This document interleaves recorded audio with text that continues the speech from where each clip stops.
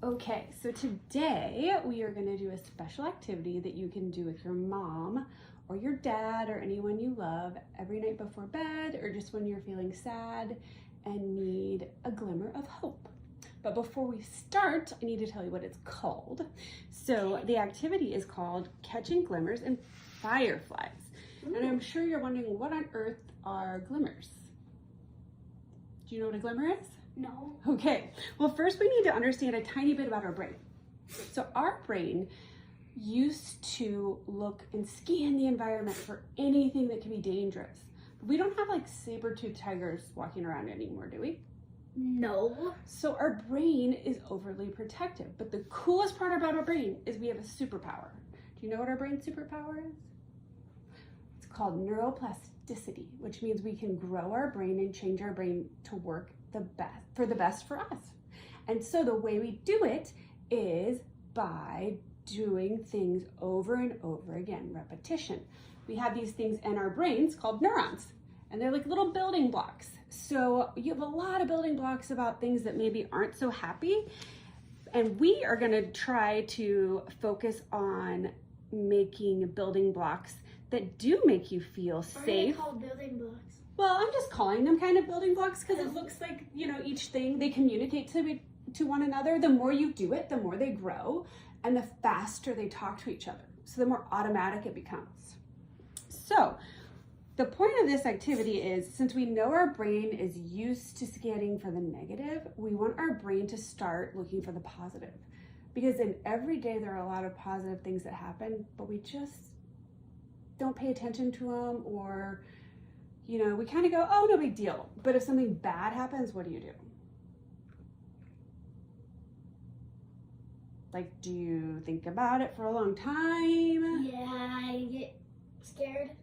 You get scared, and do you think about it longer than you think about something good that happened? Okay, but guess what? We can try to build the part of your brain that likes to focus on what is happening that is good and where you're safe. So that is what we are going to do. So what I want you to do is pick a mason jar. Okay, you want the pink one. And I want you to think of something good that happened in your day. And I want you to pick a Sharpie, and you can write on the wood that's bigger or on the firefly. And I want you to write down something. A wood or a firefly?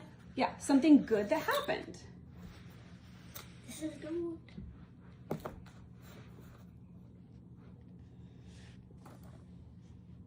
Okay.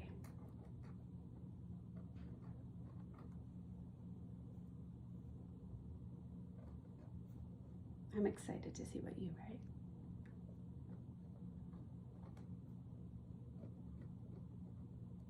It's taking so long. It's okay. There's not a right or a wrong way to do it, and you get as much time as you need. Period. Okay, so can you tell me what you wrote on your glimmer? I wrote riding a scooter with my mom. Oh, how did that go? Not good. What happened? My mom fell. Oh, but was she okay? Yes, she was fine. And so she was safe, but was it a good moment of connection and being together? Is that what you liked about it, or what was the part that you liked about it? Being with you.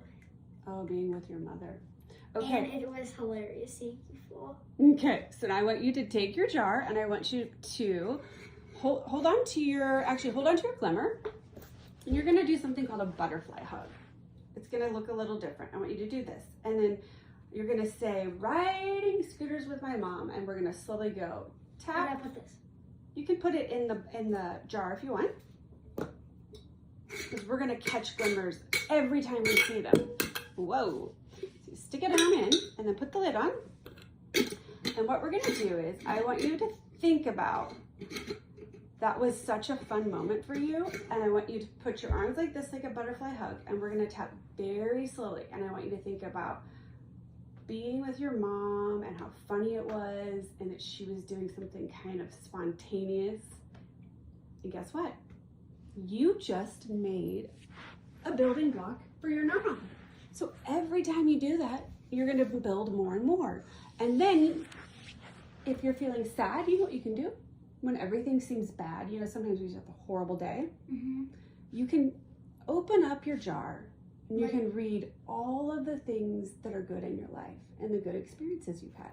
Oh, so you like write one of these every day? Yeah, you can. And sometimes you might write more than one. Well, can you also have, never mind. Go ahead, ask the question. What if it overfills? Then you might need another one. That means you're on the right track too. Because if it overfills, you're really starting to notice and you're overriding your brain's natural tendency to look What for if the you negative. don't have anything good in one day? Then you don't write anything? Well, you know what? There's always good in one day. Sometimes it's easier to find than others, but there's always a good moment. Does that make sense? Yeah, do you put your favorite moment or every good part? You get to choose. Whatever makes your heart the happiest. So, would you like to take that home with you? And I'm going to give you some more wood and fireflies and let you practice that with your mom and dad? Yes. Okay, thank you. Any questions? Nope.